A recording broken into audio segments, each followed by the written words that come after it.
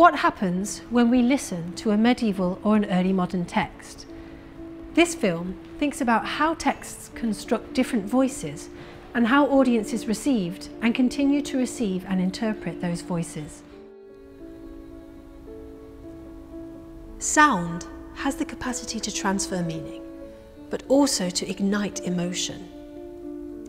In medieval crusade songs, songs that were written in response to the Crusades in the Middle East, we can hear the tangible voices of writers and their characters, but we can also hear the less tangible, subtle voices of emotional response, of knights marching off to war, of medieval women mourning the loss of their lovers as they travelled, and of the trials of conflict in foreign lands.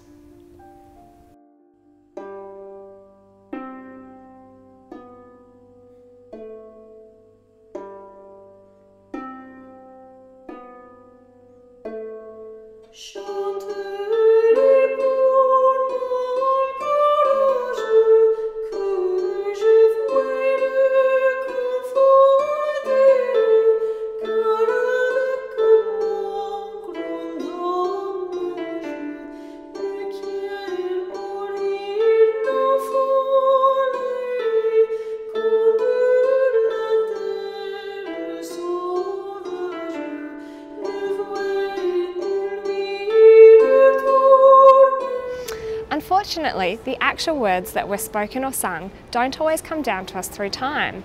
So what happens when a verbal source has undergone various editorial processes? Whose voices are represented, and what can they tell us about the people and places we study? My research draws on two miracle collections that were composed at a shrine in Prato, Italy, devoted to a painting of the Madonna. The accounts have their origins in the oral testimonies of pilgrims who came to the shrine to report the miracles that they'd received and attributed to this painting of the Virgin. One example is the testimony of a boy named Martino da Calenzano. Martino di Domenico da Calenzano, contado di Firenze, fanciulletto. A boy at the age of 10 broke his left thigh bone and it was not set right, so he could not walk without crutches.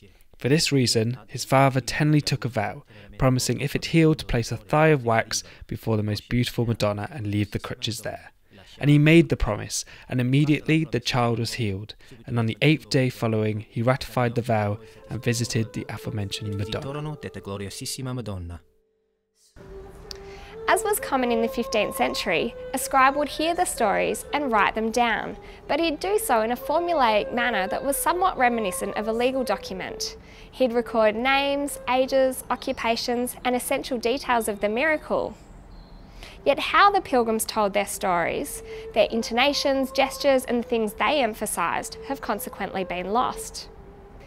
These records were often re-edited, sometimes much later, further obscuring the pilgrims' voices. Despite this, historians work very hard to look beyond the formulas, to reveal more about the people whose stories are recorded. For example, in Martino's story, the prayer, the vow and the votive offering are all typical elements of religious rituals that were enacted in front of images of this kind.